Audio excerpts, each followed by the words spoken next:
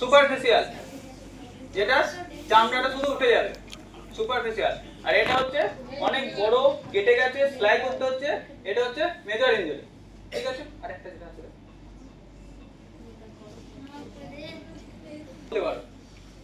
এটা যখন এসছে পেশেন্টটা, তখন এর ছিল উপরে সামান্য একটু ব্লিডিং হচ্ছিল। ঠিক আছে, তার মানে এটা এখনো পর্যন্ত সুপারফিশিয়াল।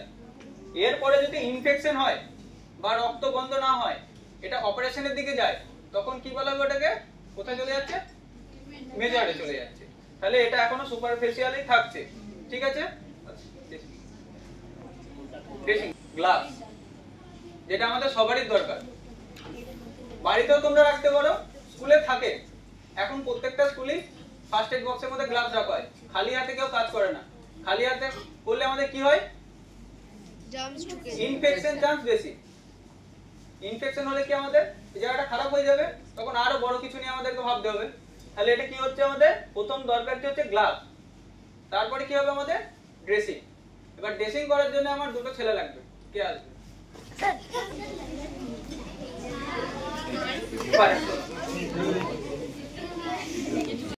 ধরো এই বাচ্চাটার এই জায়গাটা ছিঁড়ে গেছে। ঠিক আছে, সুপারফিশিয়াল কোনটা বলেছিলাম? যেটা শুধু চামড়াটা উঠে যাবে, একটু লাল হবে, সেটা কি? সুপারফিশিয়াল। তাহলে সেখানটার ক্ষেত্রে শুধু আমরা কি করব? জল দিয়ে দেবো আর মলম লাগাবো, যে কোনো মলম লাগাবো। ঠিক আছে, তাহলে এটার জন্য আমার ড্রেসিং এ ব্যান্ডেজ, কটন এসব কিছু প্রয়োজন হচ্ছে না, শুধু দেবো, মলম লাগাবো। সেকেন্ড, এটা যদি কেটে যায়, রক্ত বের হচ্ছে, ঠিক আছে, তখন কি করতে হবে? গ্লাভস পরে ড্রেসিং করতে হবে। ঠিক আছে, তাহলে গ্লাভস পরে ড্রেসিংটা তোমাদেরকে দেখাচ্ছি।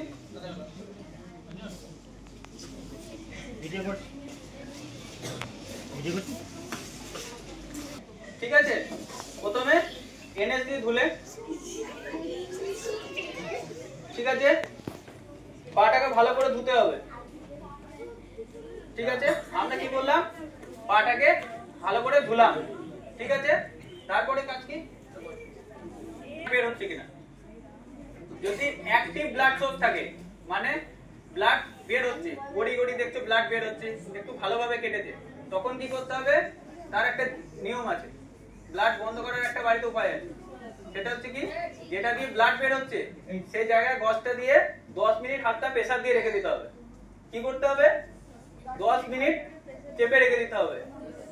এবার মাঝে তুমি দেখছো ব্লাড বন্ধ হচ্ছে কিনা, দেখবো, একবার করে খুলবো আর দেখবো হচ্ছে কিনা, আবার একবার খুলবো, ওটা কিন্তু হবে না।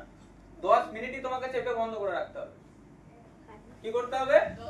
10 মিনিট চেপে বন্ধ করে রাখতে হবে। তারপর তুলে দেখবে ব্লাড বন্ধ হয়েছে কিনা। ব্লাড বন্ধ হয়ে গেলে ভালো, বাড়ি ড্রেসিং করে দিলে কমপ্লিট। ব্লাড যদি না বন্ধ হয়, তখন তোমাকে কোথায় যেতে হবে? হসপিটাল যেতে হবে। তাহলে কি? এরকম প্রেসার দিয়ে দেখলাম ব্লাড বন্ধ হয়ে গেছে, তাহলে কি?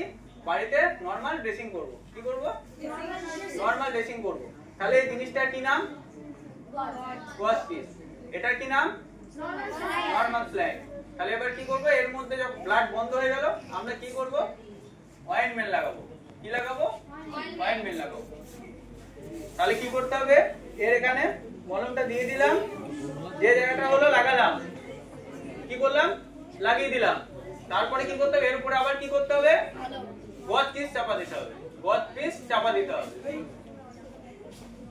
গজ পিসটাকে চাপা দিয়ে দিলে, এভাবে গজ পিসটাকে চাপা দিয়ে দিলে, তারপরে কি করতে হবে? বাড়ির অন্য কারো হেল্প নিতে হবে।